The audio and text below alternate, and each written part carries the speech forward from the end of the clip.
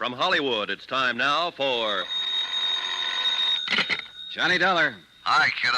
Carter at Universal Adjustment. Jim, how are you? In a rush. I have to catch a plane to Tucson, Arizona. Lucky you. Nice there this time of year. No, listen. One of our brokers out there wrote a $50,000 straight life policy on a man named James Lansing. Lansing dropped dead 2 days ago. Uh-huh. And you'll never guess why. I'll bite. Why? Mr. Lansing starved to death. What? With a 50,000... Honest. He died of malnutrition. Got the coroner's report from Tucson right in my hand. Well, if a man could buy a $50,000 policy, he ought to be able to buy himself a square meal. Yeah. Johnny, Flight 203 leaves at 10:45. You interested? See you at the airport, Jim.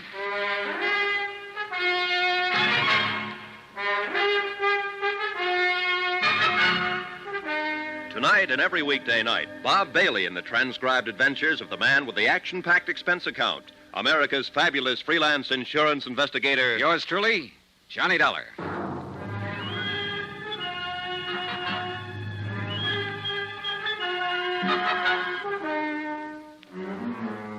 Expense account, submitted by Special Investigator Johnny Dollar to the Universal Adjustment Bureau, Home Office, Hartford, Connecticut. The following is an accounting of expenditures during my investigation of the Lansing fraud. Expense account item 1, $178.13. Cost a plane ticket, Hartford to Tucson. I shaved, showered, packed, and got out to the airport in time to have breakfast there. Jim Carter found me at the cashier's case. Hey, kiddo, you won't need a coat out there in that desert country. As usual, Jim Carter was bigger than I thought. A man who stands 6'5" always is. A little ruddier, a little more blustery, but as efficient as ever. I wrote a special delivery airmail to the Insurance Commission in Arizona this morning and explained it worldwide. They wrote the policy. We're holding up payment pending investigation. Well, you could have told them that in person. We'll be out there as soon as the letter. Well, I like to be formal on these things, especially with the state commission. Besides, I just as soon let them think we'll get around to a routine investigation later in a week or two. In other words, you didn't tell anybody we're coming. No, I didn't.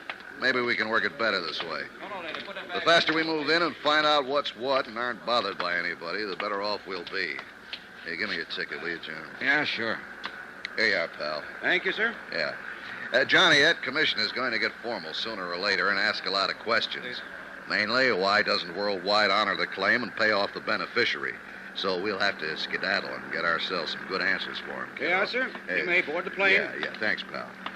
Has anybody asked that question yet? Well, the beneficiary, sure. James Lansing's sister, named Arlene Kennedy. She called the broker, and he referred her to Claims Division at Worldwide, and she called them long distance, and then they called me. I told them to put her off for a while, telling her it was just routine. I see. Is she going to be tough? Yeah, she could be, Johnny.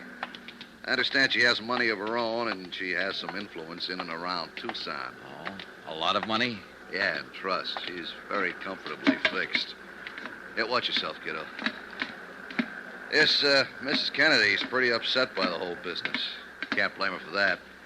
James Lansing died on the street with no identification on him. By the time police found out who he was, a routine PM had already been performed to determine cause. You know, the county was going to bury this guy. With $50,000 worth of insurance? Yeah, imagine that. Oh, excuse me, lady. The postmortem never had happened unless Lansing dropped dead on a public street. Yeah, I see what you mean. Well, I requested the coroner's office in Tucson to hold the body until we can get something done. Better fix your seatbelt, Jim. Oh, yeah. First thing that occurred to me when I saw the PM findings was that it might not be James Lansing at all. Chronic heart condition, lung history, debility. Doesn't sound like anybody worldwide would insure. Lansing took a physical before the policy was issued, didn't he? Of course he did. See, have you got any material on his insurance examination? Sure. Right here. Standard form. James Lansing was 100% okay when the policy was issued a couple of years ago. Malnutrition, lung history, chronic heart. Hey, how could he get in that bad shape in 2 years?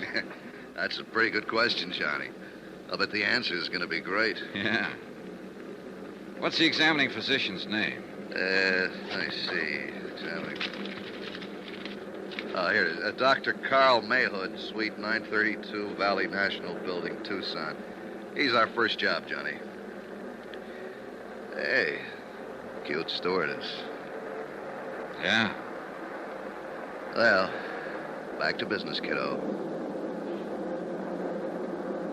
It was a long trip, and I spent most of it going over the material in Jim Carter's briefcase. By the time we circled Tucson Airport at 4:45 in the afternoon, I had the facts pretty well in mind.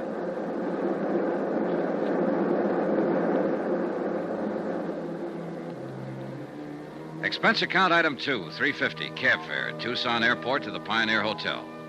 Jim Carter and I took adjoining rooms. I unpacked my clothes and got on the phone. A Sergeant Younger, Tucson Police, had made the DOA report on James Lansing. Yes, he was in. Yes, he'd be glad to talk to me. I left Jim Carter contacting the State Medical Board. Glad to meet you, Mr. Dollar. How do you like Tucson? Well, I've been here 2 hours, Sergeant. Weather's certainly nice. About like this all through the winter months. It's a little warm in the summer, though. Yes, sir. Now this Lansing matter. Yeah. There isn't really much to tell you, Mr. Dollar. One of the cars answered the call. A man was found dead in the doorway of a jewelry store about 4 blocks down the street. Uh-huh. This was day before yesterday, Sergeant? Yeah. I went down to the scene and called the coroner's office. No identification on him, so we started to check him out. Took us a little while. By the time we got a make on him, the coroner had already performed an autopsy. Yeah, I understood that was about the way it was. Say, tell me, how did you identify him as Lansing? One of his prints matched up on our cards here. Lansing was booked on a traffic beef a year ago. Otherwise, we'd still be trying to make him. You're sure it's Lansing over in the morgue? Yeah, we're sure. His sister came down, identified him. Name of Kennedy. Yes.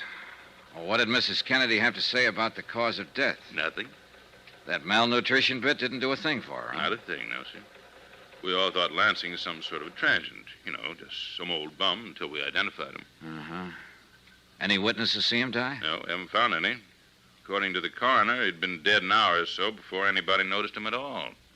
Happened early in the morning. I see.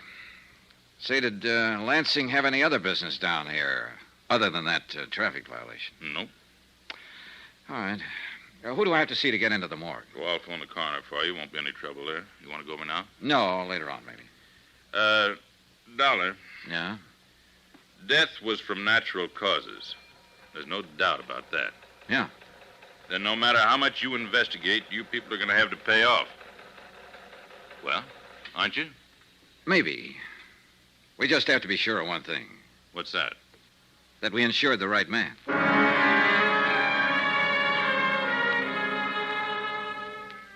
By the time I finished with Sergeant Younger, it was 6 o'clock. I phoned the hotel, and Jim Carter, busy and efficient as always, had already gotten the vital statistics on Dr. Carl Mayhood. Northwestern University Medical School, 1940. Army Medical Corps, 1941 to 45. Dr. Mayhood's license to practice medicine in Arizona was issued in June of 1946. Married, 2 children, income and practice, according to Carter, was average. In person, Dr. Mayhood was a tall, blond man Dr. in his Mayhood. late 30s. He looked like he 4 needed a hours, week's yes. rest and a few laughs. Day and night. You have an alarm clock around the house, Mrs. Garland? Well, use that. Yes. Goodbye. Yes, sir? Dr. Mayhood, my name's Johnny Dollar. I'm from Hartford. I represent the Adjustment Bureau handling a claim for worldwide insurance. Well, what does that mean? I'm an investigator. So? July 14th, 1953, you examined a man I'd like to get some information about. I hope this won't take too long. Was it an insurance examination? Yeah. The man's name was James Lansing. Do you happen to remember him? James Lansing. No, I can't say that I do remember him, Mr. Dollar. What about him? Well, I'd like to show you the standard examination form first. Is this your signature? Hmm. Is that your signature, Doctor? I suppose so, yes. I don't know. Aren't you sure? Well, how many people are certain of their signatures? It looks like my signature, Mr. Dollar. I can't say for sure if it is or isn't. All right, what about these? Are these notations on the form in your handwriting? I would think so. I don't know. It looks like my handwriting. I can't say. According to this form, you gave Mr. Lansing a complete physical and pronounced him sound. That's my job as a doctor on these insurance examinations. Anything unusual about that? Mr. Lansing died 2 days ago, Doctor. There's nothing unusual about that either. Did they send you all the way from Hartford so I could tell you to go back there and buy a book on heart disease? You can get them anywhere in the country. The simplest kind. Not even a doctor's book. Read it. Know it. And don't take up my valuable time. Now, let me have that. Sure. This patient Lansing was 41 years old. If he had no heart condition when I examined him 2 years ago, and obviously he didn't, according to my findings, it's entirely reasonable to assume that he could have developed heart trouble in a very short while, even the day after I examined him. You people gauge those things in your premiums. Why do you bother me? Are you finished? Huh? I take it you've had yourself a tough day, Doctor, and you don't want to be bothered with anybody. Now, look, I'm not here to bother you. Just from what's on this sheet and what's happened, you're in enough trouble to get yourself involved in a police investigation. I'm here to try to avoid all that, for you as well as me. And please don't lecture me on heart trouble, incidentally. We know the statistics by age, race, color, climate, state, religion, occupation, geographical area, and sex. It so happens we don't have to go into that, Doctor. James Lansing died of malnutrition. I said Lansing died of malnutrition. I'll be doggone. Coroner's report. Look for yourself. Well, he should know. Now, was it possible for you to overlook that condition at the time you examined Lansing? If he'd been suffering from malnutrition in any degree, I would have discovered it and noted it. According to the coroner's findings, James Lansing had been ill several years. The lung and heart condition existed at least 10 years. Can you explain how you were able to pronounce him physically fit, Doctor? No, I can't. Well, how about this, the angina condition? I could have missed that, but it's unlikely with the degree of aggravation noted here on the coroner's report. Have you had much experience reading chest x-rays, Doctor? Of course. The lesions reported by the coroner. If there'd been any lesions on Lansing's chest, I would have reported them. I can't explain that either. Well, now you understand why I'm here. Certainly. I wish I could help you. You can. Just let me see your file copy of the examination and the x-ray you took at that time. I'll have my nurse look them up. I don't keep files over a year old up here. We have a place down in the basement. Okay. I'll have them for you tomorrow. What time tomorrow? As soon as possible. Like to have them first thing, Doctor. You're kind of on me, aren't you? That's right, Doctor. I'm kind of on you.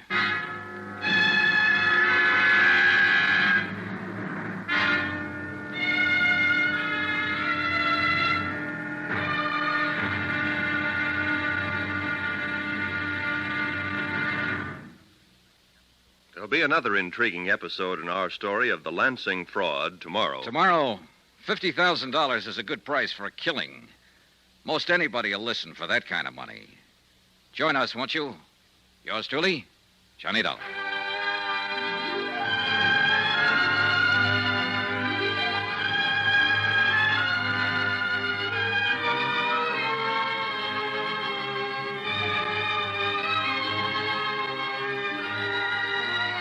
Yours truly, Johnny Dollar, starring Bob Bailey, is transcribed in Hollywood. Written by John Dawson, it is produced and directed by Jack Johnstone. Be sure and join us tomorrow night, same time and station, for the next exciting episode of Yours truly, Johnny Dollar. Roy Rowan speaking.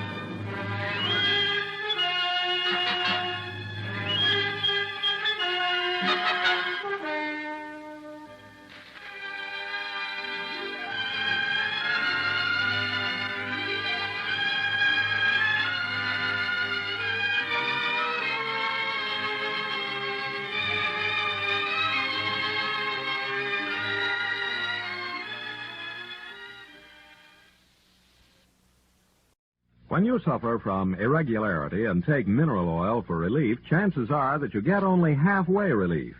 You see, irregularity is frequently accompanied by acid indigestion, and when this is the case, you need a preparation that combines laxative action with antacid action to bring you thorough relief. Now, plain mineral oil can't do this, but a remarkable preparation called Haley's M.O. combines the correct proportions of pure mineral oil with the finest milk of magnesia.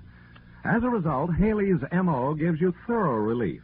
Not only relieves irregularity, but acid upset as well. And Haley's M.O. is so gentle that it's frequently recommended for patients following delicate abdominal operations. When you see how much more Haley's M.O. does for you, you'll be amazed that it costs only about the same as high-grade mineral oil.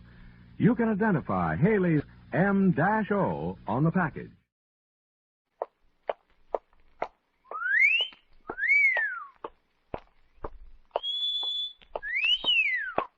Hiya, babe. Say, how about... Ouch! Does that answer your question, buddy?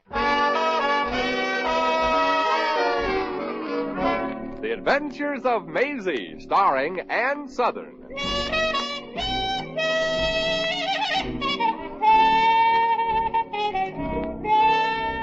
You all remember Metro-Goldwyn-Mayer's famous Maisie picture. Now, in just a moment, you'll hear Maisie in radio, starring the same glamorous star you all went to see and loved on the screen, Ann Southern. But first, your announcer.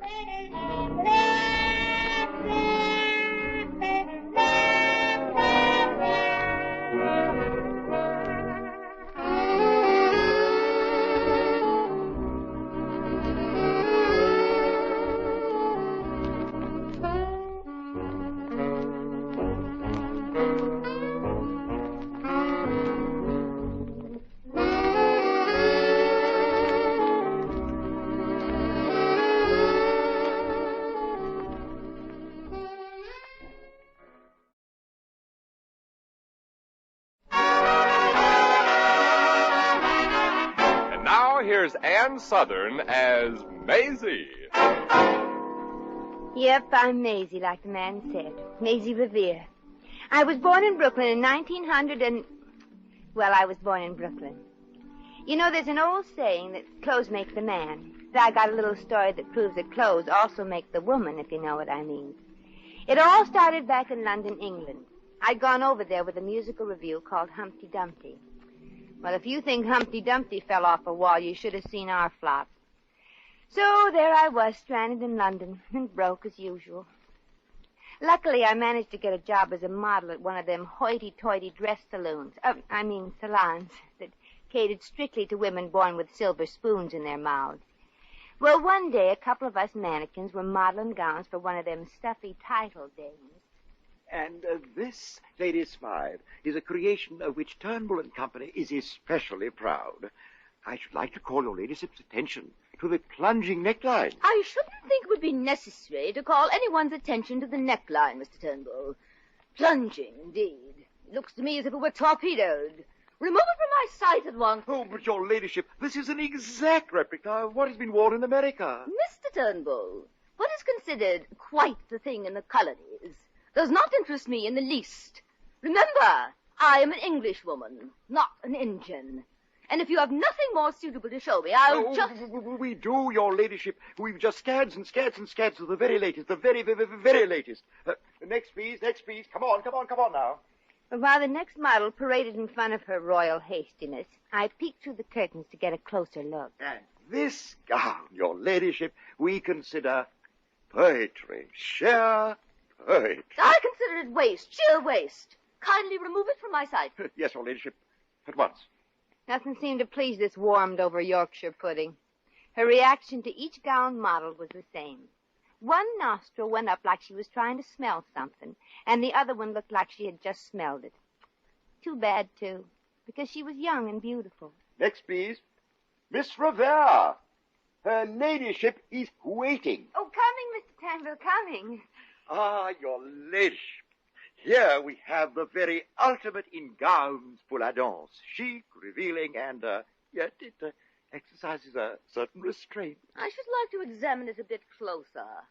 Come here, girl. Oh, sure, Lady Smith. If you don't mind, girl. My name is not Smith. It is Lady Smythe. Oh, sorry, forgive me. Forgive me, Lady Smythe. Miss Revere, if you don't mind, I believe her ladyship would like to see the back. Oh, righto. There you are, Lady Smythe. I see you are impressed. Nauseated is more descriptive of my reaction, Mr. Turnbull. Nauseated. That gown leaves hardly anything to the imagination. But your ladyship, after all, an evening gown is your... Is like a picket fence. It's supposed to protect the property and not obstruct the view. Yes. Yes. Very well put, Miss Revere, very well I indeed. thought Don't you think so, your ladyship? If you really want to know the vulgarity of this person herself... A little fur chapeau also comes with it. Yes, your ladyship, and it's just your type, too. Skunk.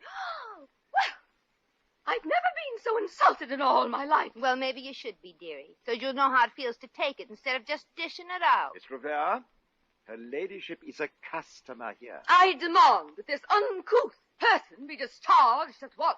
You do not have to demand, kiddo. I know I'm getting the gate, and I needed this job, too. But I also need my self-respect, too. Self-respect, indeed. And what would you Americans know about respect? Well, that cuts it. Now sit back and listen, Smeddy. Mr. Turnbull, are you going to stand by and hear me insulted? Frankly, I hadn't planned on it, your ladyship. But now that you've mentioned it, I do believe I'd rather enjoy it. Carry on, Miss Revere. Aye, aye, chum. Mr. Turnbull, I will never purchase another thing in this shop. You never have, your ladyship. Well, I've never been talked to in this way in my life.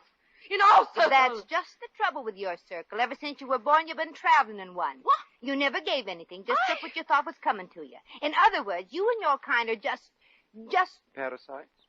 Yes. Thank you, Mr. Turnbull. Well, keep at it, Miss Revere. You're doing quite well. Or, as you say in America, you're cooking with petrol. Lady Smythe, I've been around quite a bit. I've seen a lot of this world. And when you really get down to it, the only difference between rich people and poor people is that rich people are only poor people with money. Are you quite finished, Miss Revere? Quite. Thank you. Good day.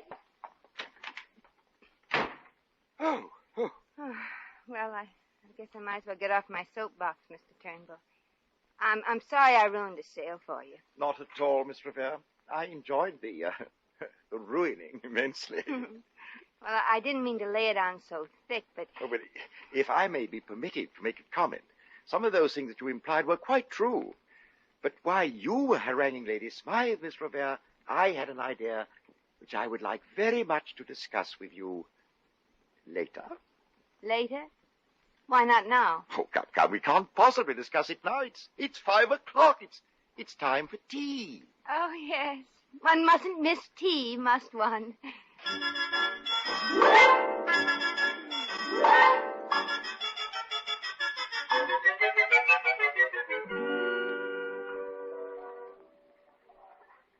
How would this table do, Monsieur Turnbull? Ideal, Henri, ideal. Don't you think so, Miss Revere? Well, frankly, I'd feel less conspicuous in a corner someplace, Mr. Turnbull. Everybody seems to be staring at us right here in the center of the joint. I mean, restaurant. Well, that's exactly why I asked Henri to seat us here. You are, constructed to, attract the eye. N'est-ce pas, Henri? Ah, very certainement, monsieur. Oh, gracias, monsieur. Well, now that we're seated, Miss Revere, shall we order? First, Mr. Turnbull, I think I should set you straight before we go any further. Set me straight. I don't believe I understand, my dear. Well, Pardon, would monsieur and mademoiselle care to order now? Well, mademoiselle ain't finished yet. Mr. Turnbull, about these clothes I'm wearing. Beautiful, Miss Revere, positively beautiful. The very finest ever created by Turnbull and Company. And on you, my dear, they're positively stunning. N'est-ce pas, Henri? Tout à fait ravissant, mademoiselle. Oh, thank you. Mr. Turnbull, I agreed to wear this outfit from your shop because you insisted on it. And, well, I'm grateful for a chance to wear nice things. I'm very grateful. Oh, come, my dear. You really owe me nothing. Good. Now that that's cleared up, let's eat. Well, I believe we shall order now, Henri. Would you care for a spot of tea, Miss Revere? Oh, no. If it's all the same to you, I think I'd prefer a drip of coffee. Very well. One drip coffee. I'll just have tea. Oui, monsieur. Gee, Mr. Turnbull. An outfit like this is one of the weaknesses of the weaker sex. I wish I could always wear clothes like this. You can, Miss Revere. That is what I want to talk to you about. Well, so long, Mr. Turnbull. Oh, no, please, Miss Revere. No, don't be foolish. This may be a surprise to you, Sonny, but there are certain items that are not included in Lend-Lease. Miss Revere, look at me. Do I seem like the kind of man that your insinuation suggests? No, but just because the tea kettle don't whistle don't mean that there ain't something cooking inside. Oh, Miss Revere, you are a very attractive woman. You wear clothes divinely. My clothes. Uh-huh. Now, when you entered this restaurant, you caused quite the effect that I had anticipated. The ladies here, they thought you were something other than a professional mannequin. Well, the ladies weren't the only ones who thought that. And the first thing that came into all those women's minds was, where did she get those clothes? That was the second thing that came into their minds. Miss Revere, how would you like to wear clothes like that always?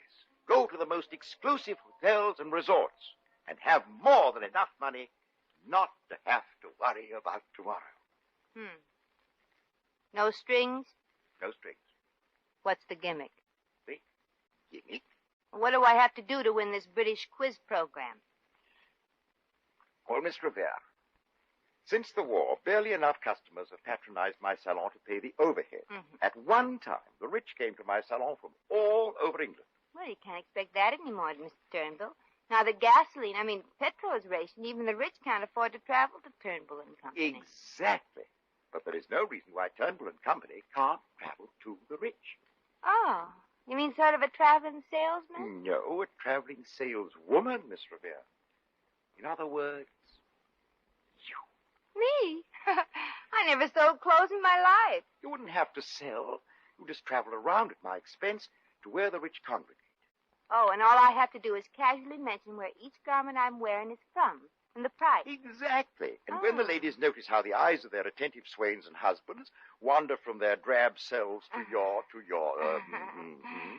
Go on, Mr. Turnbull. I think I see what you mean. Well, Vanity will find a way to get to my shop in London and to purchase replicas of the clothes that you have literally been modeling. Oh, and for this I'll have all the things I ever wanted to wear.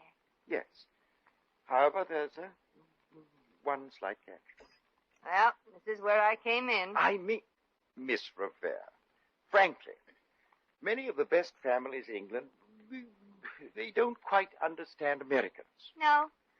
You're an actress, I know. I saw you. I saw the show you were in.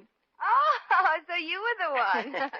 And, well, if you would sort of act as if you were British. Oh. Well, what do you think of this? Oh, how did you go, flute old bean, old whatnot? Just received word from home that Pater and Mater were run down and killed by a tram. Well, who's for telling? Good. Very good. Well, Miss Revere, what do you say? Do you accept? Well... Here's your tea, Monsieur Turnbull. And your coffee, mademoiselle. So sorry to inconvenience you, old chap, but I should prefer tea. Tea? Is mademoiselle changing her order? No, just my nationality.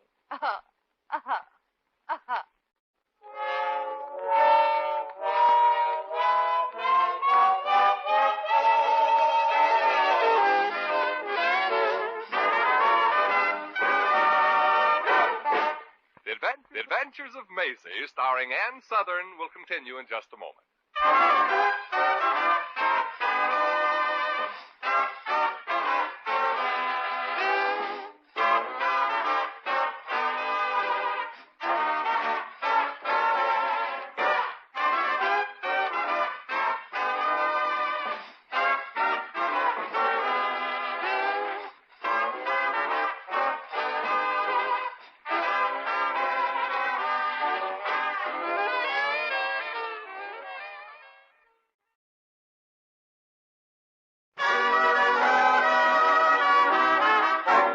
Now back to Maisie.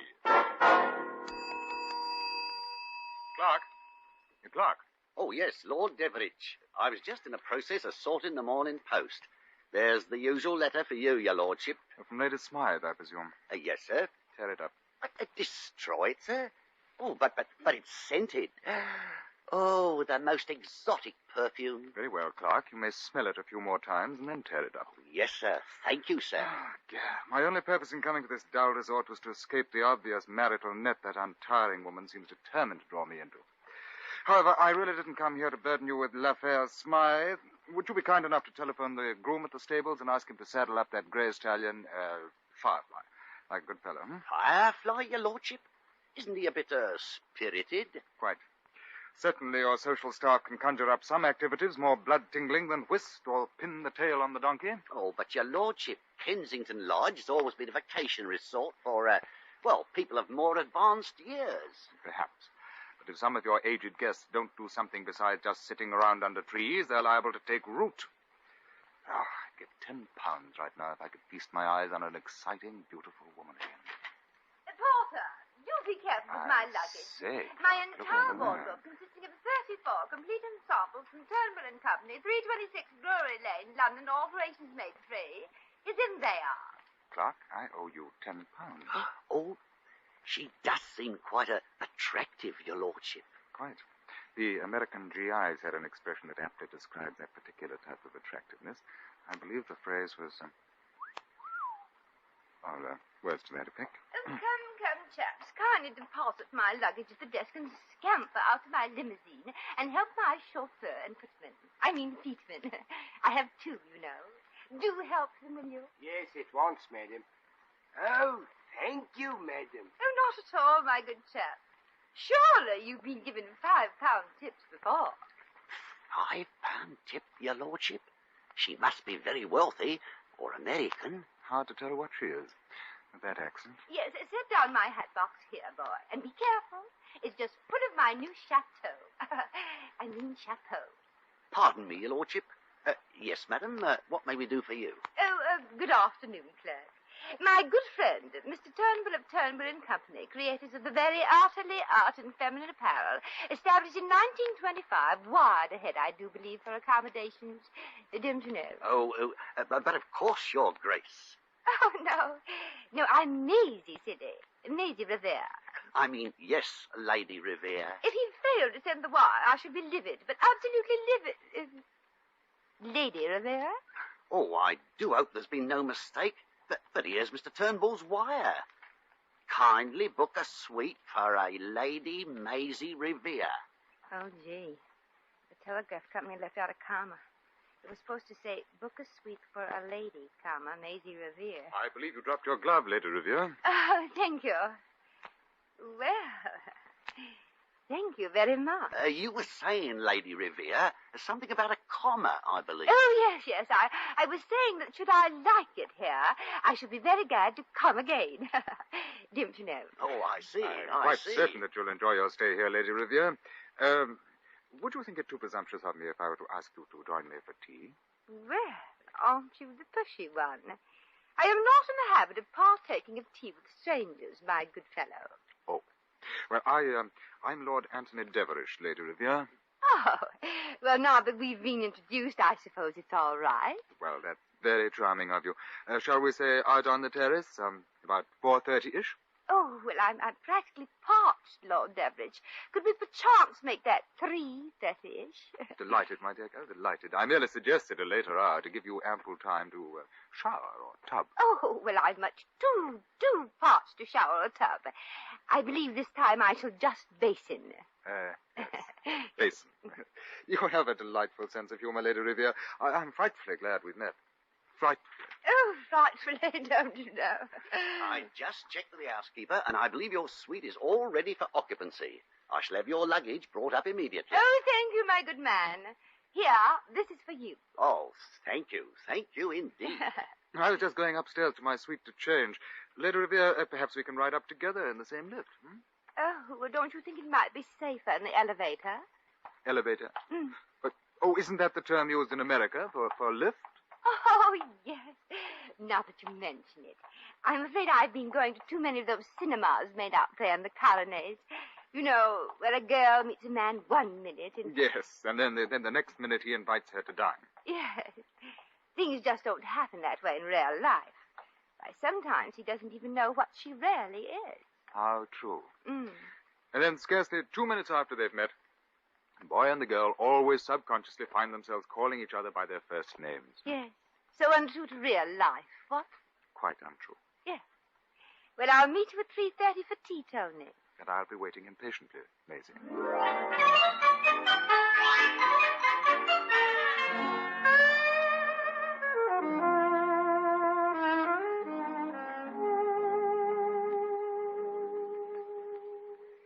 Well, from the first moment Tony and me sipped our tea together, I knew I was a real gone gal. I forgot that I was just a clothes horse for Turnbull Company, because in the week that followed, Tony treated me like a thoroughbred. Maybe it was the tender way he lifted me onto my horse every time we went riding, and the gentle way he arranged the cushions on my chair after I came back. Maybe it was because for the first time in my life I was treated like a lady, not like just a dame. Oh, I tried to tell him the truth about me several times, but somehow the subject always got changed, or maybe I didn't try hard enough. Anyway, I remember one afternoon out on the terrace, I was having tea with Tony again. He didn't know it, but I was leaving the hotel that night. I'd wired Mr. Turnbull I was coming home and calling the whole arrangement off. Now, while I was sitting there at the table with Tony, I tried to think out the words to tell him that I was an all-American phony and hoped that maybe he would understand. Tea, Maisie? Hmm? Oh, you've been miles away. Don't you think it's time to come down to earth? Yes, down to earth. Tony. Yes, my dear. Tony, I Yes? I think I'll have a cup of tea. Oh, certainly, my dear. You know, you seem a bit pale this evening. This tea will brace you up, make you feel like another person. Well, that's exactly my trouble, Tony. Since I've met you, I actually do feel like another person. Oh, Maisie, my darling, I was hoping that you thought that way. Because, well, since I've met you... Oh, please, Tony. Before you say anything, I'd like to ask you something. Yes, my dear. Anything your heart desires. Anything. Tony. Yes, my dear. Would you... Yes? Would you pass the lemon? Oh, certainly, my dear. Here. Crumpet? No, just squeeze it. Maisie, darling, are you sure that you're all right? Yes, Tony. I've got to tell you something that's been on my mind since that day. Then I have to tell you something, too, Maisie. I've changed my mind about those boy and girl films that they make in Hollywood. Maisie... Please, Tony. Me first. Oh, yes, naturally, my dear. Ladies first, huh? Well, that's the trouble, Tony. I'm not a... Hello, Tony. I do hope I'm not intruding. Pamela, where did you come from? In London, my dear chap. Just thought I'd drop by and claim my letters that you obviously haven't read. Maisie, darling, what's happened? What in the world are you doing with that napkin over your face? The spoon. It stuck me in the eye when I drank my cup of tea. Oh, my poor darling. Look, perhaps I can help. Let me see. Yes, my dear. I should like to see Tony's darling, too. Perhaps that will explain why you haven't replied to my letters. Oh, take your friend away someplace and talk, Tony, and don't bother about me. The spoon isn't stuck in there very deep, you know. Oh, don't be ridiculous, my darling. I wouldn't want any infection to set in. There, now let Tony remove the napkin. There's a brave girl. There. Well, I do hope it's nothing trivial. You! Hello. Pamela, have you and Lady Revere met? Lady Revere! Tony, this girl is an imposter. Pamela, I know you're just a jealous cat, but I will not have you talk in that manner to my fiancé. Fiancé? Tony, are you insane? No, kiddo, I'm the cookie that's insane. What? Maisie, your accent. Is this some sort of a game? Obviously, darling. A game of blind man's bluff. You are obviously the blind man. Yeah, and you just called my bluff. Shall I do the honors, Lady Smythe? Or would you like to tell Lord Deverich the sad story of Maisie Revere, girl schmo? Schmo? That, I believe, is American For stinker. Well, that's pretty close, honey. But if you don't mind, I'll take it from here. Very well, my dear. Tony, if you want me, and after this shop girl finishes her sordid tale, I imagine you will. I'll be at the airport. I'm flying back to London this afternoon. Goodbye. Goodbye, darling. Have a pleasant trip. And be careful that you don't fall off your broom. Maisie, I just can't understand any of this. No, when you're born with everything, I guess it ain't easy. What I've been trying to tell you all along, Lord Deverich, that I'm just a sort of traveling clothes horse for Turnbull and Company. Oh, so that's the reason for the continual 326 Drury Lane, London alterations made by Little Wait. Yeah. It was strictly business till I met you. And then, well, I guess the moon got in my eyes. Maisie, you remember those American films we've been talking about? Yeah. Boy meets girl, boy loses girl, boy finds girl. Well, you found me. Believe me, brother, right now I'd like to get lost. Well, I don't want you to get lost, Maisie. There are other films, too, remember? Rich man meets shop girl. Rich man falls for shop girl. Shop girl goes back to shop. But rich man follows her, and they live happily ever after. Yeah. Oh, honey, you'd never sell that to an American producer. It's too commercial. Are you, Maisie? I mean, it wasn't only money in my case. Oh, no, it wasn't. Well, it wasn't only your rather extensive wardrobe nor your physical beauty with me either. Oh, I know what you're trying to say, Tony, and thanks. But it won't work. Why not? Well, you're caviar and me, I'm pickles. Well, pickles and caviar go rather well together when they're eaten. Yeah, but after a while it can make you awful sick. I wouldn't mind. You won't mind that. No, Tony. We're from different worlds, and I just don't fit into yours. You're a lord, remember, and I'm not a lady. No, you're wrong, Maisie. You may not have that so-called blue blood in your veins, but you certainly are a lady.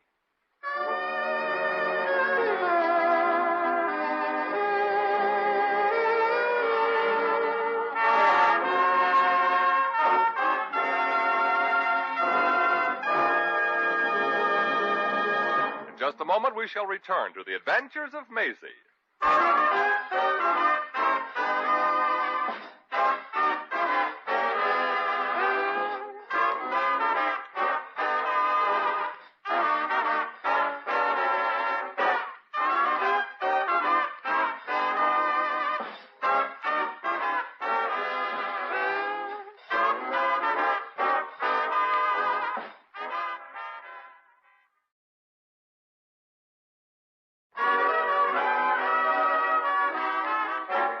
Now, once again, here's Maisie.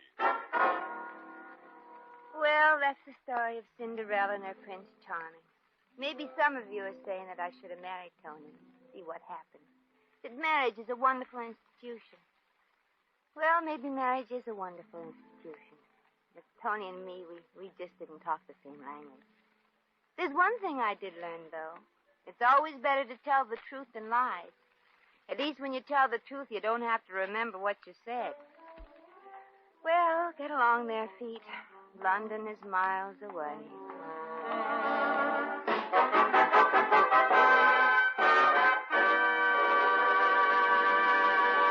You have just heard The Adventures of Maisie, starring Ann Southern.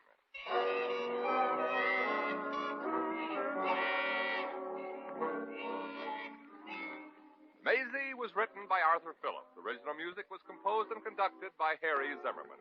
Supporting cast included Lorene Tuttle, Ramsey Hill, Ben Wright, Marvin Miller, and Alec Hartford. Jack McCoy speaking.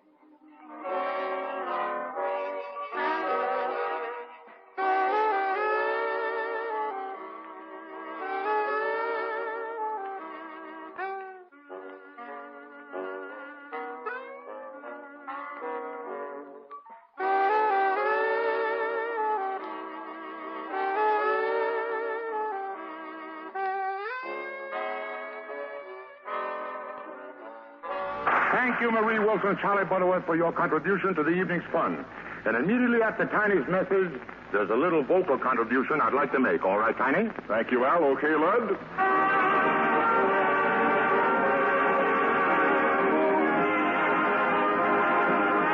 That sentimental little ballad is called Hands Across the Table.